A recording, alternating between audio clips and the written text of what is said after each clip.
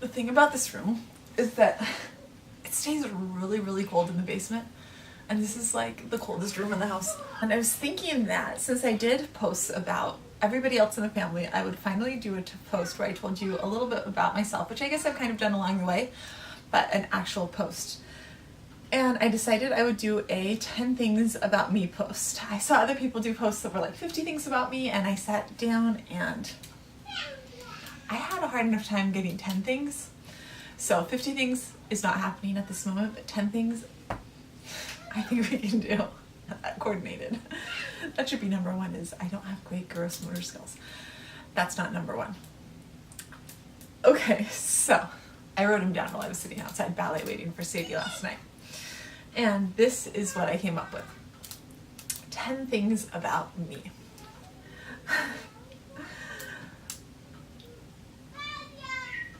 And the boys have made their way from upstairs where they were watching Go Diego go outside the door, so you may hear them throughout this. We'll see. We'll see whether or not they respect the door and the fact that I said that I was making a video in here, or whether or not they break through the door and come in and join me. Okay, so I feel totally awkward. So until October, for the 10 previous years before this past October, I was either nursing or pregnant for 10 solid years without a break. And in between those 10 solid years, or not in between, but in the midst of those 10 solid years, when those babies were born, I had all 5 of our kids were born via C-section. So 10 years of pregnancy and nursing, 5 C-sections. And in October, I weaned Tessie, and that was at like 16 months. And that was pretty much the first break from pregnancy and nursing that I had had since 2008. And wearing non-nursing clothes and regular shirts was amazing. And yeah, so kind of like recovering from 10 years of nursing and pregnancy. Fact number 2. If Paul and I hadn't gotten married and I wasn't a stay-at-home mom, my plan was to go to work for the CIA clandestine service. And I applied on New Year's Day of 2005, and I went through a 13-month interview process where I did the application, I had a phone interview, I did an interview in San Francisco, they flew me back to DC. Okay, they flew me back to DC twice. I was given a conditional offer of employment. I went through the polygraph and the psych exam and the physical exam, and then Paul and I got engaged, and my conditional offer of employment was rescinded. And Paul jokes. Paul believes that it was because we got engaged. I don't. I was told throughout the process that if my offer of employment was rescinded, that I should apply again in 12 months. And I was told that like repeatedly during the process, like it was something that was very likely to happen. And we got engaged instead. We moved and up into the country and kind of took a different path. Sorry, baby Jaguar needs help. Not real help, but help from Patrick, who is being Diego, and it's a little bit distracting. We kind of decided on a totally different life at that point, and I did not reapply in 12 months, so I have no idea what would have happened if I had reapplied, like they said that I should have. But maybe someday I'll make a video on that, because the whole entire interview process was extremely interesting. And comment down below if you would like to hear me talk more about that, because I can. I blogged about it in the past, but yeah. So that was actually probably the job in my life that I wanted the most to do, apart from like being a mom and writing. Writing is the other thing that really interests me, but if I hadn't wanted to be a stay-at-home mom, being a spy was really the other thing that I was super interested in doing.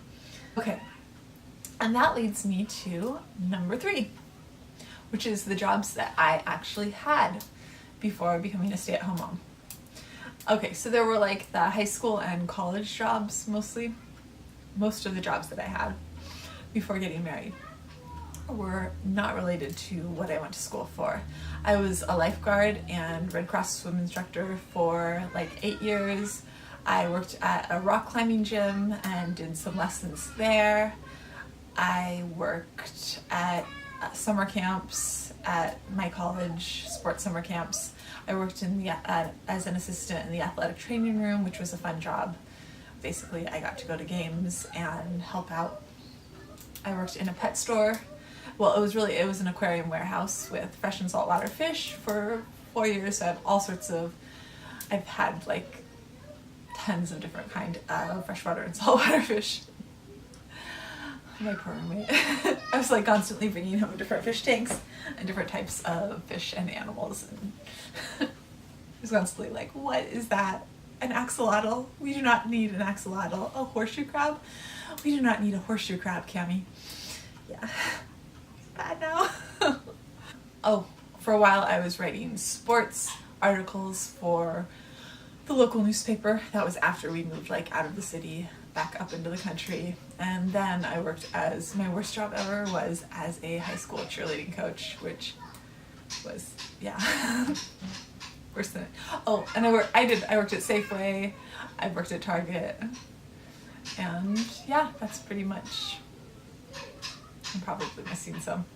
So yesterday I was walking into church and a lady walked over to me and like made kind of a beeline across the parking lot, and I thought she was going to say something like, oh, your kids are so cute, because usually if I get a compliment it's not about me, it's usually about the kids.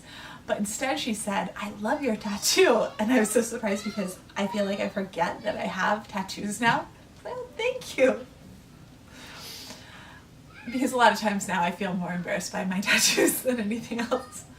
So I have 20, this is probably going backwards, 3 tattoos. Sorry, Mom and Dad. I was a rebellious college student. I have a lot of tattoos. Probably most of them were ill-advised. And I've had quite a few laser removals and they are all pretty dark still. And yeah, I would like to have them, I would like to have some of them, at least the most obvious of them, lasered off again someday if I ever have like a chance to do it. The last time I looked into it, I was still nursing Tessie and I couldn't be nursing her to have them lasered off, and laser removal is still kind of expensive, and so I'm waiting till that's like something that's in our budget, so someday. I also did in college have a bunch of piercings. Like I had an industrial bar that went through my ear, my tongue, my belly button, a bunch. The only ones that are left are like the regular ear piercings and they are like hardly there. But I do sometimes still wear earrings, and that is pretty much it. This one, the industrial, closed up within like days when I took it out. And actually I took that one out for my CIA interview, and I was surprised it closed up so fast. Number 5, I thought I would share with you the places that I have lived. I am originally from Northern California, like far Northern California. When I was a little kid, I lived over in Humboldt County, and then I spent most of my childhood just south of Mount Shasta in Siskiyou County. And then I went to college in the Bay Area. I had an exchange program in Cape Town where I played rugby and went to University of Cape Town. And then we moved, we were in the Bay Area for a while. That's where I met Paul. We moved back up to far Northern California, and then we moved to Florida for law school, and then we moved to Michigan for law school and decided to stay in Michigan. First thing that I decided I would share my favorite books, my favorite genre of books. I am a big nerd and I love pretty much, not all, but I love, usually my favorite genre of books are fantasy science fiction books. Growing up, I loved like Anne McCaffrey and Mercedes Lackey and mostly fantasy books. Some science fiction book. I'm still like making myself slowly read my way through Children of Blood and Bone at the moment, and I could have finished this like really quickly, but it's like Harry Potter. I don't want it to be over. Number 7 is martial arts. So the tattoo on my back, the back of my neck, the embarrassing tattoo that I would really, really not have. It seemed like a good idea in like 2001. Not in 2018 at all. Like so many levels. Anyways, I got it when I got my black belt in karate, in Shorin-ryu karate. And I got it and it seemed like a good idea. I wouldn't know now. Just no. But anyways, so number 7 was that when I was younger and in college, I was really, really, really into martial arts. And I got my black belt in Shorin-ryu, brown belt in Kyokushin Kai Karate. I did Taekwondo for a while and took some Aikido classes. And actually, I really, really want to get into doing karate with the kids. Well, especially Sadie. And Sadie's interested in it. So I think this summer, especially as school gets out, we are going to start doing that more. I want to start doing that this summer and train with the kids because heck, we have our own little karate class here and we might as well take advantage of that, and I want my kids to be able to defend themselves if the need arises. I think that that is a very important thing for both girls and boys, but especially the girls to be able to do. 8, gardening. Oh my goodness. Since we have moved to Michigan, I have had the worst gardening luck. I cannot make anything grow. I have these little strawberries outside that are hanging on and like hardly bigger than when I planted them last year. And I had when we lived in the city, I got lights and I had like starters, I have like the little starter kit things, and I got seeds and I nurtured them, and I had all these little seedlings that I transplanted outside. I nurtured them for months in the cold, waited until it was spring, transplanted them outside, and along came a groundhog into our yard and killed every single plant that I planted. So, since we've come to Michigan, I have had like 0 luck gardening. When we lived in California, year after year, I had huge vegetable gardens and every single thing that I planted grew, and I had more vegetables than we could eat. I would take it to the soup kitchen and give them away. So I don't know. I don't know what it is. I cannot grow things since we moved to Michigan. And when we lived in a not particularly, we lived in the mountains with really, really rocky ground, I had no problem growing 90 tomato plants from seeds, and every single plant that I grow eggplants and peppers and everything from seeds. No problem. Here, I go out, finally, last year I gave up and went out and bought plants, and every single plant that I bought died. So, I don't know. I'm not having good luck in Michigan with my plants, but Patrick really wants us to have a garden this year, so I guess I'm going to get a few plants and see if we can at least keep them alive.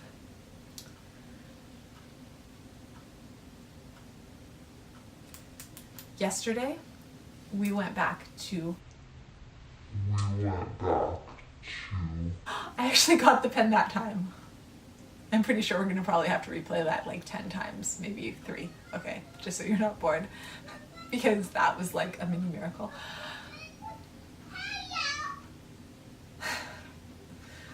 We went back to the dance store yesterday to get Sadie some of the very, very inexpensive shoes that they have because they're going out of business and everything is marked way, way down, so it's only a few dollars, so that Sadie could get some of the leather shoes for next year for an next size up. And while we were sitting there having Sadie fitted for ballet shoes to find out what the next size up is, I looked down and I saw a box and it said split sole tap, and I was like, what is that? And she's like, oh, are you guys interested in tap shoes? Yes. And she's like, for her? Or like, and I ended up coming home with a pair of my size split sole tap shoes for a very, very, very low price, like less than $10, because they were so beautiful. They were like beautiful leather split sole tap shoes. Okay, I am a tap dancer and I love tap dancing. I love split sole tap shoes, and these were like the most beautiful tap shoes I've ever seen in my entire life. I tap danced like until I was like 16 and then I stopped, but I still love it. I still love embarrassing my children with my tap dancing. I am still waiting for one of my children to decide that they love tap dancing, and then we can be embarrassing together. Sadie is a no. She's like ballet, ballet, ballet, ballet, ballet. Somebody, no, probably nobody, but maybe somebody will take me up on it and do tap with me. Okay, so that was number 9. We're almost done. Number 10, I was going to tell you about all the embarrassing ways that I have been hit in the head in my life. So, okay, so I hope this is separate. In college, playing rugby and surfing, I ruptured L5-S1 in my back. And for that, periodically I have back problems, and I go to see, when I was pregnant, my OB sent me to osteopathic manipulative medicine, which really helps my back. I go for like adjustments, kind of like chiropractic adjustments by a doctor, a little bit different, but the adjustment idea is kind of similar. And it basically went from like me not being able to walk when I was pregnant to being able to walk and not be in pain. I go there, and one day she was like feeling my head and started asking if I'd had any head injuries, and because it apparently felt like I'd had head injuries, and I was like, well, yeah. When I was 6, I fell down, and I was leading a horse and I fell down, and the horse stepped on me like 20 times. And when I was a teenager, I was leading a horse in a horse show, and he reared up and kicked me in the head. He reared up and came down on my head.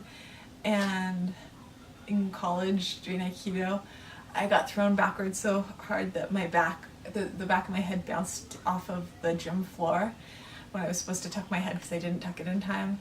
And my pupils were different sizes when I got home, and I was like throwing up for days. I didn't go to the hospital, but I lived. I'm pretty sure I had a concussion that time. And then I was knocked unconscious during a rugby game, and when I got up after being kicked in the head, the last thing I remember was like a cleat coming towards me while I was on the ground and was knocked out, and I got up and walked sideways off the field, and they like pushed me back in. So I've had a few. And those are just a few. I'm sure there's others that I'm forgetting right now. So yeah. And I think I would have migraines no matter what, but I think that my migraines are worse as a result of the concussions that I've had. Hit subscribe if you haven't already, and ring that little bell so you don't miss anything around here. Did you guys see this? Actually, I should say it like this. Hit subscribe if you haven't already. And ring that little bell so you don't miss any of our updates. I know, I thought it was really cool. It was like $3 on Amazon. It took forever to get here though. Hit like so that YouTube decides to show this to more people. Get on the bed with me, you silly little boys. Are you Diego? Mm-hmm. And you're baby jaguar! Come here, baby jaguar. Come cuddle me. Sometimes he's asleep. Is Tessie still asleep, or is she awake? She's still asleep. Tessie's still asleep? Yeah. Guess what? Do you remember this thing? Sit down, they can't see your face. Do you remember this? Baby jaguar says. Yeah. Yeah. Rah, rah. Wow, wow. So. Me and Sadie were making some paper for a mom. Yeah, if you have any questions, put them down below, and I will make a list for when we finally do a Q&A. We'll see you guys tomorrow. Wait, not tomorrow, today. Today? Well, we're seeing them today, right now. Can we tell them some more things? And also we got this. And also we got Gecko. Are you going to kiss him? Yeah. And can we keep talking to you? Tomorrow. I love you too. Tomorrow, goodbye. Goodbye.